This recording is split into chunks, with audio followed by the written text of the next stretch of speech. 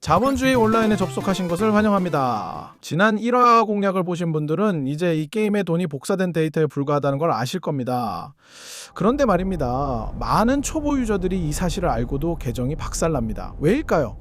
바로 게임의 운영자가 가진 필살기, 금리라는 시스템을 무시했기 때문입니다.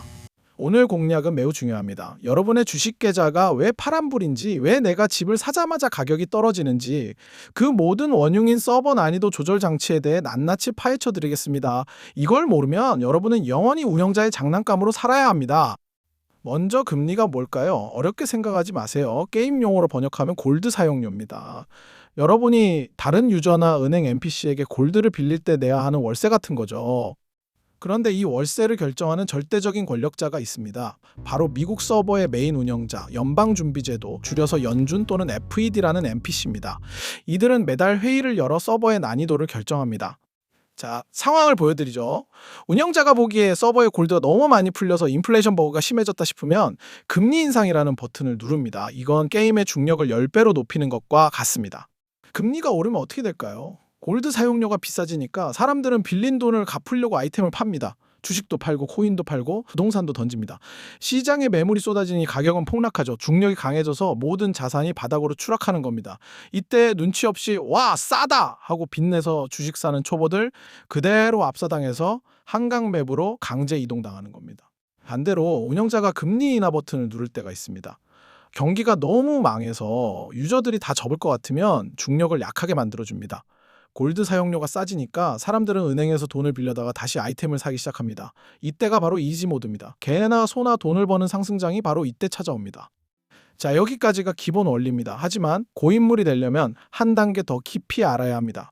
운영자가 중력, 즉 금리를 높였을 때 구체적으로 누가 죽어나갈까요? 가장 먼저 타격을 입는 건 영끌에서 집을 산 유저들입니다. 매달 은행 NPC에게 바쳐야 하는 이자가 100만 원에서 200만 원으로 2배가 됩니다. HP가 매달 뭉텅이로 깎여 나가죠. 하지만 진짜 공포는 기업들에게 닥칩니다. 여러분, 기업들이 자기 돈으로만 장사하는 줄 아십니까? 천만에요. 대부분 은행 돈 빌려서 공장 짓고 월급 줍니다. 그런데 금리가 오르면 기업이 내야 할 이자도 폭등합니다. 여기서 등장하는 몬스터가 바로 좀비 기업입니다.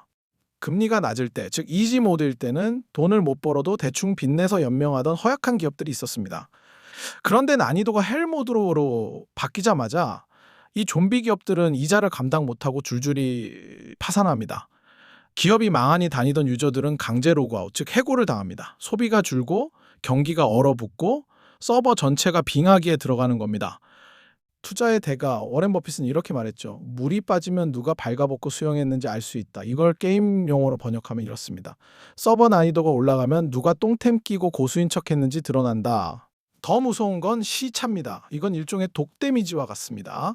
운영자가 오늘 금리를 올렸다고 해서 내일 당장 경제가 망하지 않습니다. 약 6개월에서 1년 뒤에 독이 퍼지면서 서서히 하지만 확실하게 유저들을 죽입니다. 초보들은 금리가 올랐는데도 당장 주식이 안 떨어지니까 괜찮네 하고 들어갔다가 1년 뒤에 독 데미지가 터지면서 전 재산을 날리는 겁니다. 역사를 볼까요? 2020년 코로나 시즌 기억하시죠? 운영자가 금리를 0%로 만들었습니다. 중력을 없애버린 겁니다. 그러니까 주식, 코인, 부동산, 쓰레기, 잡주까지 전부 하늘로 날아갔습니다. 실력이 좋아서 돈을 번 게 아닙니다. 운영자가 난이도를 베리 이지로 낮춰줬기 때문입니다. 그런데 2022년 갑자기 무슨 일이 터졌습니까? 운영자가 인플레이션 잡겠다고 금리를 미친 듯이 올렸습니다. 난이도가 순식간에 헬 모드로 바뀌었죠. 파티는 끝났는데 취해서 집에 안 가고 계속 춤추던 사람들은 어떻게 됐습니까? 중력에 짓눌려 압사당했습니다. 이것이 자본주의 온라인의 절대 규칙, 유동성 사이클입니다. 여러분이 아무리 좋은 아이템, 즉 우량주를 가지고 있어도 운영자가 중력, 즉 금리를 높이면 떨어질 수밖에 없습니다. 연준에 맞서지 말라는 격언은 운영자한테 개기지 말라는 뜻입니다.